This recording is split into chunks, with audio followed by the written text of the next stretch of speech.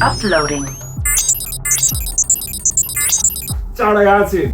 Hi everybody, welcome back to Winter Quartering. Thank you once again for watching my video. It's that moment of the year. Let's recap 2024 and see what were my favorite war games. This is my top 3 war games 2024 edition. But before diving in, let's launch the intro. A composition, a remix of all the intros I've realized for my videos on the channel on 2024. Let's go.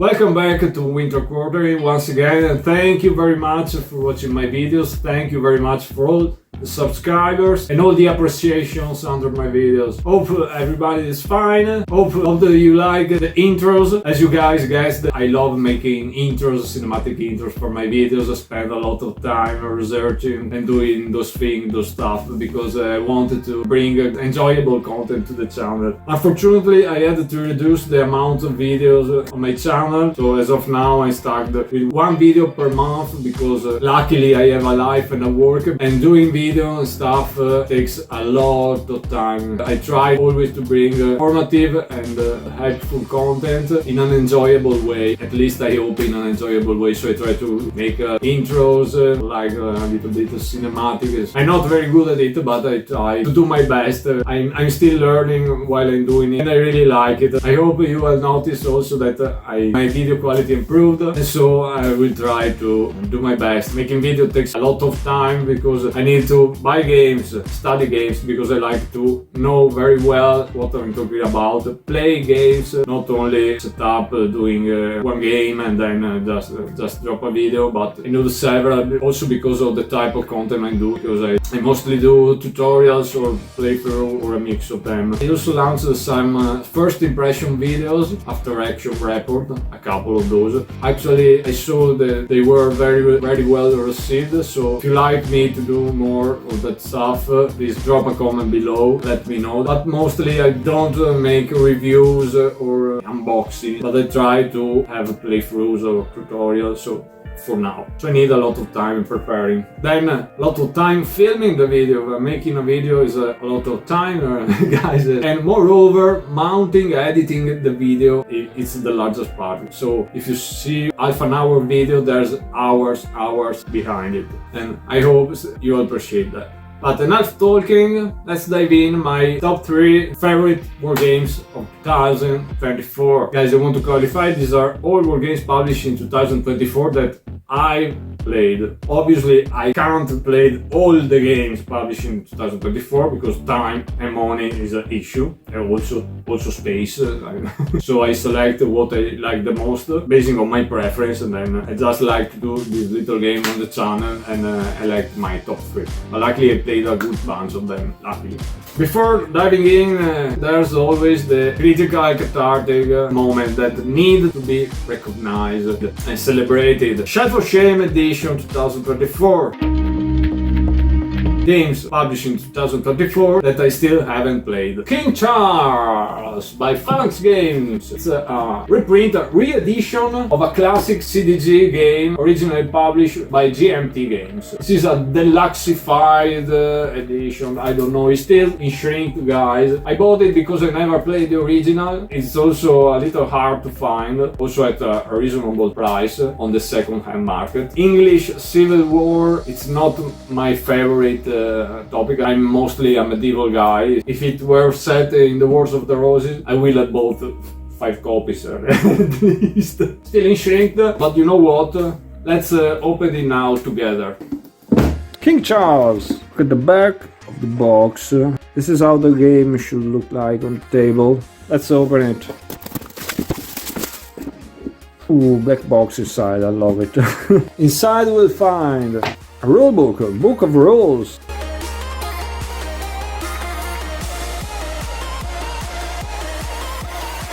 And it is 38 pages long. You have an index, which is a lovely thing to have. Glossary, nice. Then maybe you have also the card explanation, maybe the scenarios or some optional rules. This is a detailed game. From page 30 to 38, there are optional rules and other things. Also the solo mode. Henrietta is the name of the automa for solo mode play. Then we have a playbook of 22 pages, designer notes, the campaign phase, how to play the game, advices and tips, also a little bit of historical context. Then we have one display, it's mounted, 2 displays. Then we have a mounted play mat, one for the parliament and one for the royalists. Then we have 1 player raid, 2 player raids, Then we have our mounted game board. It's a 34 by 22 inch map. It looks beautiful, very nice illustrated. I don't know for playability. You have your turn record track here, another status. I like the art, it's very pleasant to the eye. Then we have one counter sheet, rounded counter, very thick. Two counter sheets, three counter sheets. Counters are very big, very large counters. Great production indeed. Four counter sheets, five counter sheets. Then we have two D6s, one red and one blue.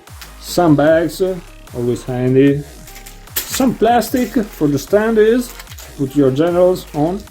One deck of cards, a lot of cards, guys, a lot of cards. Another deck of cards, a smaller one. There's a lot of cards in there. I guess there's so many because also you have the solo bot and Henrietta, maybe. I don't know how it works, just guessing. And you have this lovely insert. I don't know if it will stay because we have a lot of components to fit inside the box. But overall, beautiful production quality. Unhappy King Charles from Phalanx Games. Okay, that was the number one, but the shame is not over for me. The next one is Doigt Année de Gloire. I hope I have pronounced it correctly because I don't speak French, unfortunately. But I should learn French because this by Victis magazine is amazing. There are plenty of great war games. This is 2 Years of Glory in English, I presume, and is from the Jours de Gloire series, a non-Napoleonic game from a very beloved series from the author Frederic Bey. I think this one is one of the most play-tested system in wargame environment because the series has a lot of battles and volumes, and they continue to reprint them as this one. This is a reprint of an old Eylau and Friedland, and also contain Jena and Auerstadt, and also very much tournament friendly. They played a lot of tournament with this system, they continue to do it. The scenarios are very well play tested. The art is superb, most of like Victis, because Pascal is the master, and I love his art on the counters, on the map. I like the maps because they are all small footprinted, like you have 17 by 11 inches or a little bit bigger. There's some bigger battle like Austerlitz, etc., but very few that they had the 22 by 34 classic size map. The system is very clear, the rules are super well oiled, very playable, it's enjoyable. Counter density is not crazy. Having a great system, every system has its pro and cons, obviously, but having a system that plays smoothly and is fun to play, and having a lot of battle in the system, it's a win combination to me. So I bought it when it came out, and then I didn't play it. And I also have a lot of these volumes of Just the Glass series that I have not played.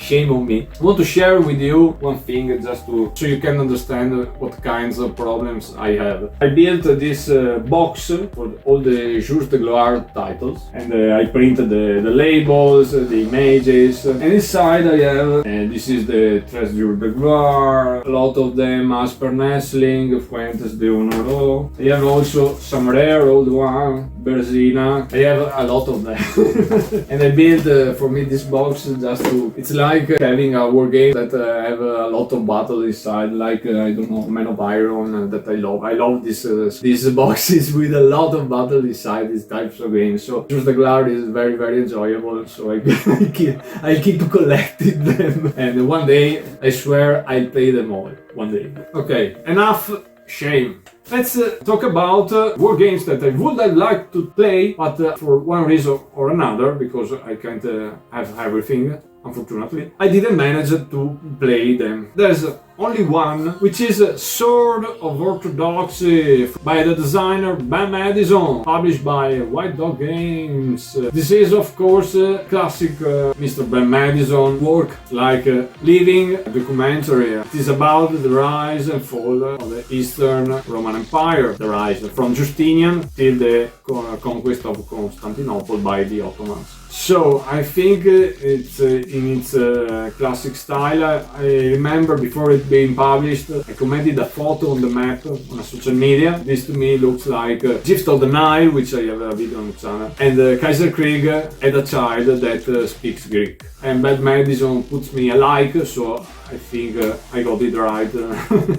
But you have these big boxes on the map depicting the Western theaters like Italy, Africa, which reminds me instantly of Kaiserkrieg. But then in the eastern part of the map, these tracks like the ones on Gift of the Nile or in the Mission. So it's like a state of siege, but the first phase you expand, then you have a phase of contraction, then expand again, maybe when crusades happen, then contraction again, and it's like you live history. I like that topic in history. I think it's the only title that talks about that range of time from Justinian to the fall of Constantinople. These are not my favorite solitaires. They are great, I love them, but it's like watching a documentary. I like solitaires that I'm the main character. It's like watching a learning movie. It's a great tool to teach history and to live history. To me, just they're not my favorite games to play, but I like them, and this one I would like to play and to have. So just to be clear, Sword of Orthodoxy seems like a good one. If you love Bad Madison games, it's a no-brainer. Now it's time for my honorable mention. Honorable mention for me is The Fate of All di Fabrizio Vianello by Red Line Games. This is a big operational war game, X-Encounter war game about the campaign of Alexander the Great against the Achaemenid Empire. Actually, there are 5 scenarios. 3 of them are about Alexandros. One is about the Diadochi War. Another one is about the Greek Revolt. Then you have one that there's not Alexander, but there's Parmenion.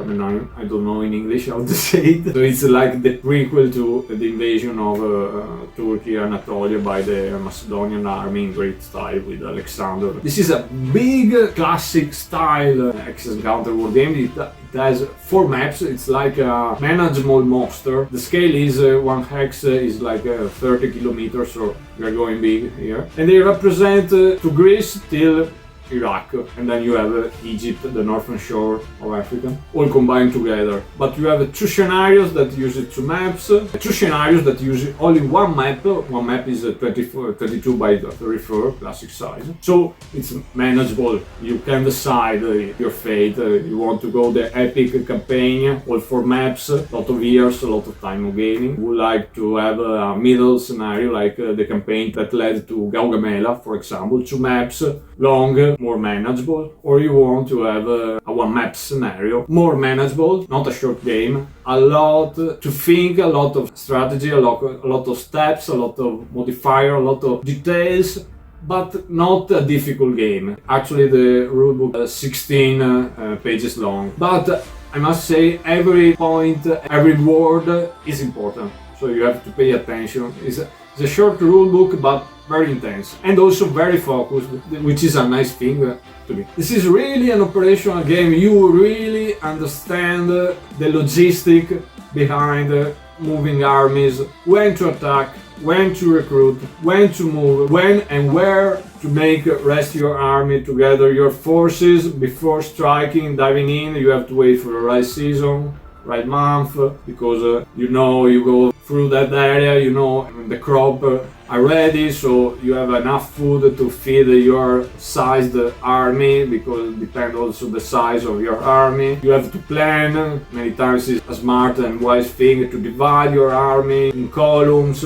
It's really a simulation of ancient warfare and moving armies. You could lose a war prior to have a fight, to commit your to being able to commit your troops in a fight. If you don't plan it correctly, you need to plan ahead where to make a requisition from cities, where to establish supply lines, where to have depots, how you can transport some food. Okay, now I need to build a baggage train because I want to go over this mountain. There's really a lot of it. You have economy, you have also politics. Okay, you want to plunder a city, you don't have the talents to buy your food. This will have a political repercussion on the territory, on the satrapy, making one shift towards the enemy. There's really a lot, but it's very rewarding, very satisfying. Then of course you have combat, and you and sieges, and also the ravage, political repercussions upon you, but you can starve an enemy army that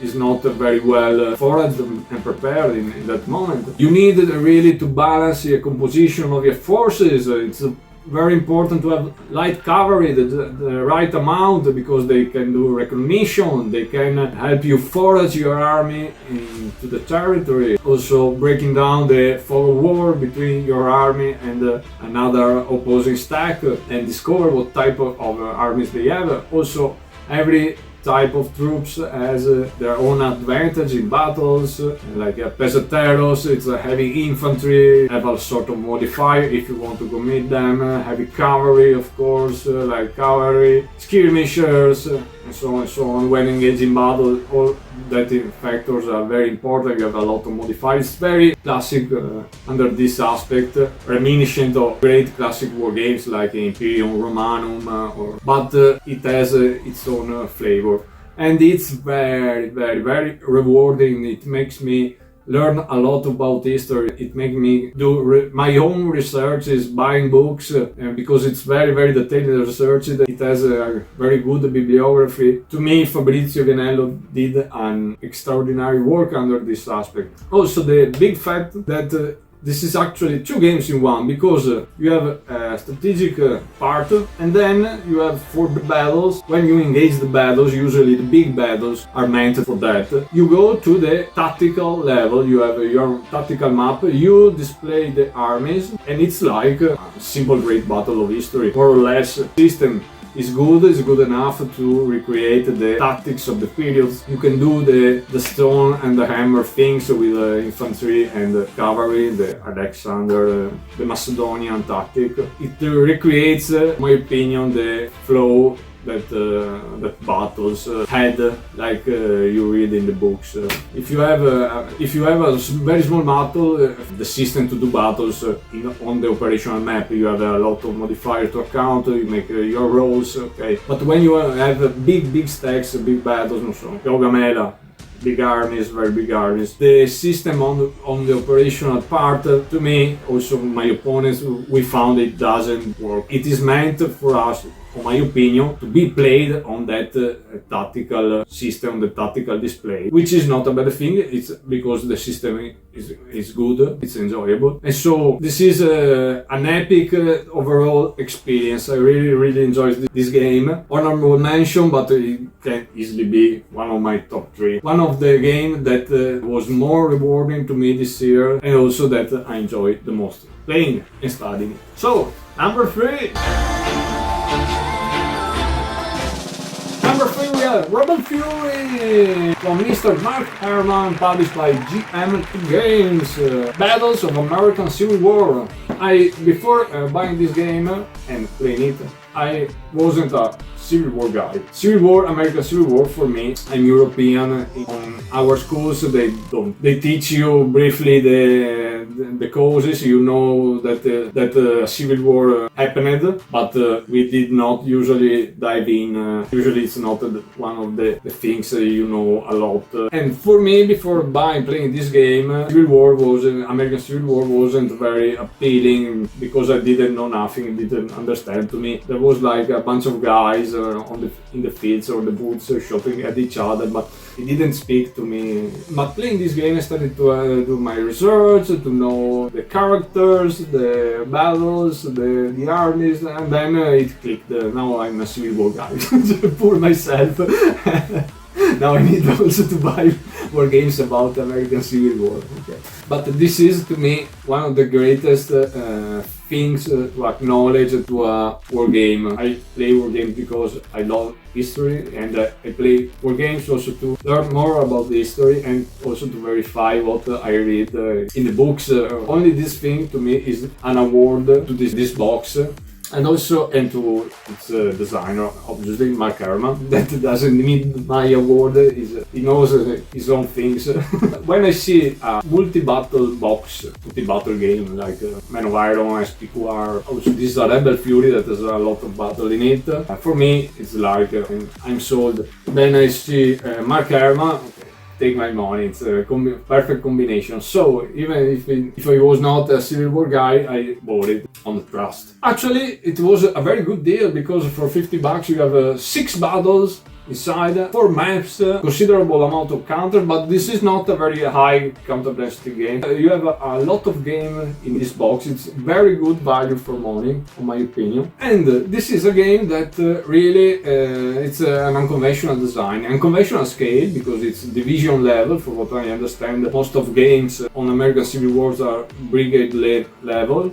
You have the big operational over Great American campaigns, but division level is a little bit unusual. But also it's unusual the game system that is reminiscent of these games of Gettysburg and Waterloo, but from what I understand this is a little bit different, especially the combat resolution. Rules are simple. I did a video on my channel, tutorial video, go check, it's in Italian, sorry guys, but I try to put on every video English subtitles. Very low content density, big maps, and a sort of chess-like move. You go, I move my piece, you move your piece. When a piece is in zone of influence, it's like locked, so it's like a strategic puzzle where you want to outgame your opponent. Still, the thing I like most is this line of battles that piece after piece start to form by themselves. And also the focus on the game and the aspect where it shines, in my opinion, is the maneuver.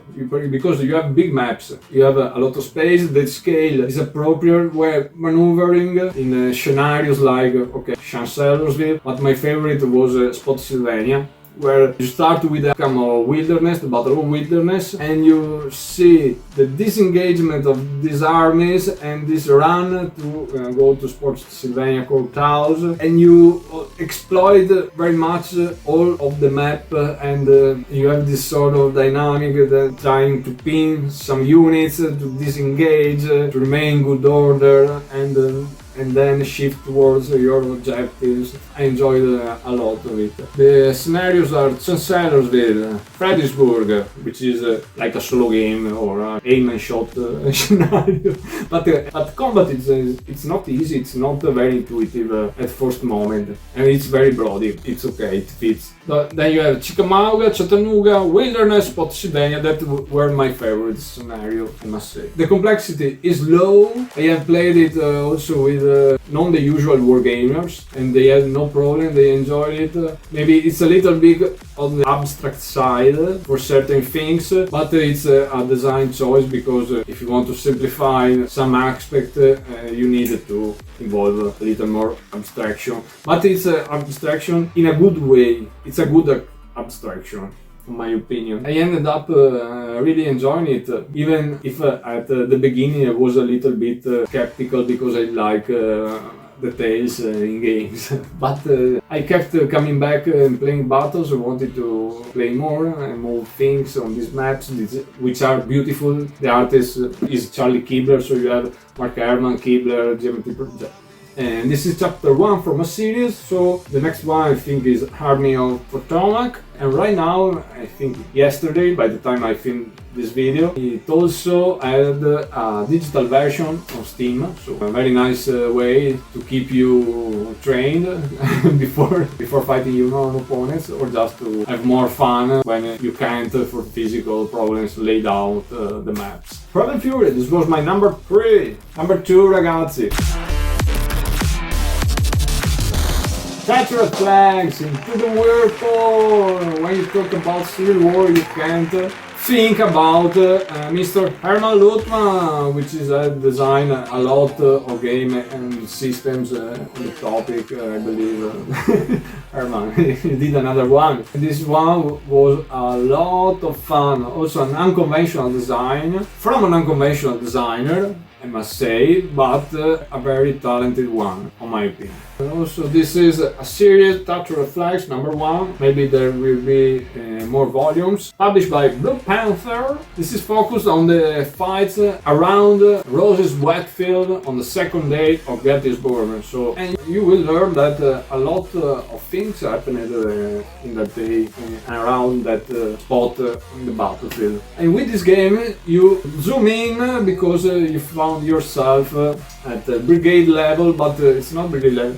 because you have brigades, but you see the regiments or the brigades, but also the single units that compose a single regiment. You find yourself in the battlefield.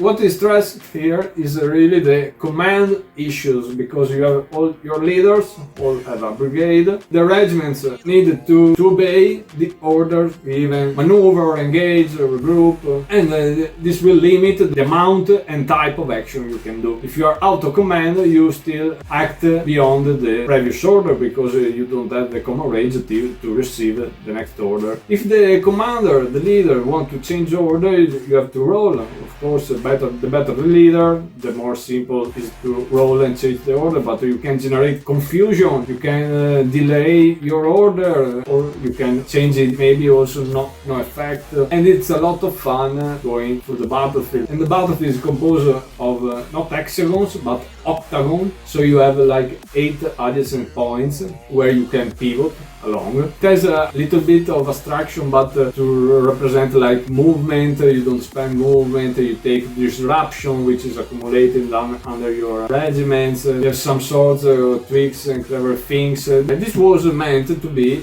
like an adaptation from a 3D wargame to a tabletop board game, but to me this is just a great board wargame in effect. Also, you have a lot of game here because you have 6 scenarios. Of course, it's all around the wet field, but you start with a simpler scenario, smaller amount of troops, then a little bit bigger. As always, Herman has a lot of funny things that he likes to introduce in games, like just throwing dice in this game is a lot of fun to me, because the games work in percentages, so you have 2d chance, but you have to pay attention what you roll, because rolling for a hit, if you make a double roll, it's a critical. Also, you draw a combat card, you roll half the amount required is a murderous hit. If you have all these levels, it's like you notice the similarities, some similarities with this blind source system, but it's very different, of course, because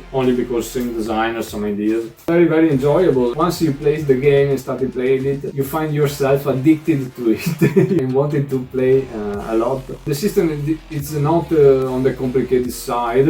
You need only to wrap your hand around the system. Once you do that, it moves very fast and very easy, very smoothly. The rulebook of the game is like 36 pages long, if I remember correctly, but there's definitely it's not a 30-page difficult rulebook. It could have been half the pages, but it's very well illustrated, well spaced between the sentences and the words, so very enjoyable and very readable. Like the Mind Horror rulebook, which is a simple game but has a longer rulebook because all the things are very well specified. It takes this time to make all the chapters. I like how Herman writes his rulebooks, or like also the Struggle for Zorn, for example. So you have also cards, just to give a little bit of fog of war in predictability, because you do some events, or you can use like a smaller action for combat or movement, a single action. You draw cards at the start of each turn, or when you roll a double, like a 77 or an 11. It has a detailed order of battle, it has a lot of things in it. A lot of game also here. Great components, you have a canvas map, one map for 6 scenarios, one map for them all, the scenarios, 6 scenarios. Good quality counterfeit counters in Blue Panther style. Deck of cards, then you have big displays, visual setups for all the scenarios, which is a great thing. It's beautiful to have them, very handy. Just an enjoyable game, very fun to game. I had a great time with it. For me, it was my number 2. So it's time for my number 1 from 2024. This is the last one I played, but it was well worth the wait for me. One of my most expected wargames of this year. I didn't expect it to end up at my number 1 of my favorites from the year, but it did. Talking about Roaming 2 from Diocletian to Heraclius, designed by Philip Jolly, from Against Odds, issue number 61. Magazine. Never underestimate a magazine games, a game that comes in a magazine. They are wonderful. This in particular doesn't seem like a magazine game. This is a big game. You have a lot of game inside. You have a lot of scenarios, and only one single scenario. You can easily play it for 5 hours. It's a considerable amount of time, a considerable amount of decisions, of details and nuances in a game that at first look seems very procedural and simple. It is not. While you play it, you still think next time I will do this, I will do that, because that will trigger that, this could happen, and then you have a lot of thinking. But it's thinking not because of the game, but because what you want to simulate, to achieve, what depiction you will try to give you from what it's talking about. And it's about Rome, Roman Empire, of course, late Roman Empire, because we are in late antiquity, from Diocletian, so the end of the crisis of the 3rd century, to Heraclius, so the great victory against the Sassanid Empire, but the invasion, the arrival of the Arabs. And it's very, very interesting the point of view, the perspective that the games want to put you, because it analyzes the fall, in this case, of the Western Roman Empire, but this was an industry. You are like the CEO of the factory of this industry that is the Roman Empire, managing its economy, its prestige, the unrest, the maintenance, the payment of all the troops, appointing governors, like promotions, making public relations. Then of course you have a lot of events, things that happen in the game, like wars that goes around the map, enemy leaders. You have to also assassination attempts. You have to manage your politician, your own statements. It's like your employees.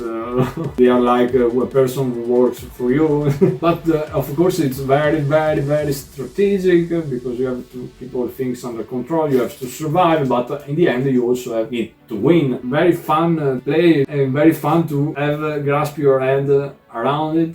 I enjoyed Rome Inc. 1 a lot, but I ended up enjoying Rome Inc. 2 even more. I don't know if it is only because I prefer late antiquity, but or because of the historical settings that makes the things a little bit more spicy, because you have the Eastern and the Western empires. It's a time of decline. I don't know, but it was a blast. I was blown away, and to me Filigelli this time knocked the ball out of the park. This was really my number 1.